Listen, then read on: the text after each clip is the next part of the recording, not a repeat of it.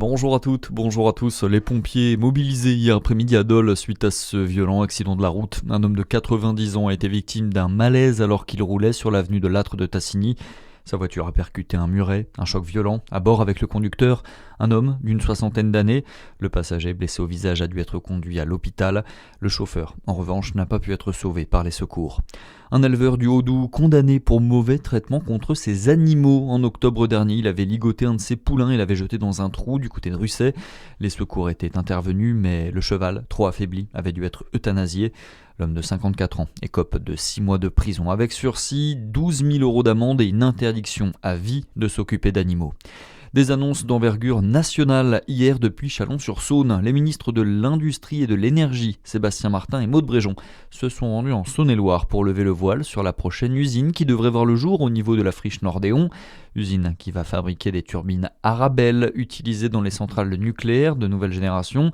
Un choix stratégique pour la France qui prépare l'avenir en misant sur ces centrales, mais aussi une grande fierté. Écoutez les mots de Maud Bréjon, la ministre en charge de l'énergie. C'est une fierté locale et une fierté nationale, parce que ça va faire venir beaucoup d'emplois, parce que c'est vraiment gage de développement pour un territoire qui est déjà un territoire d'industrie, et puis une fierté nationale, parce que ça s'inscrit dans tout ce qu'on porte, le développement d'une filière nucléaire française qui nous garantit de la souveraineté, qui nous garantit de l'énergie pas chère, qui nous garantit de la décarbonation, et ça c'est grâce à ce que font les acteurs locaux dont Sébastien Martin fait partie, c'est grâce à ce que fait l'État et c'est grâce à ce que font les entreprises en qui on a confiance. C'est aussi le message qu'on est venu délivrer aussi aujourd'hui et on arrive ensemble à avancer.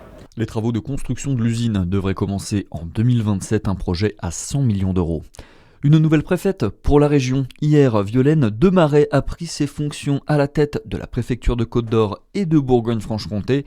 Elle succède à Paul Mourier après avoir travaillé en tant que conseillère intérieure et sécurité pour le président de la République.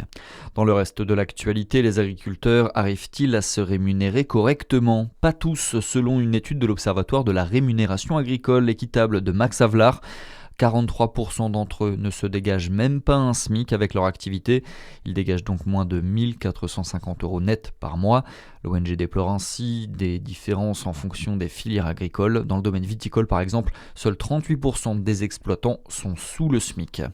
On compte chaque jour 2 morts au travail et ils sont près de 100 salariés à se blesser selon les chiffres officiels. C'est aujourd'hui la journée mondiale de la sécurité et de la santé au travail qui promeut la prévention des accidents et des maladies professionnelles dans le monde entier.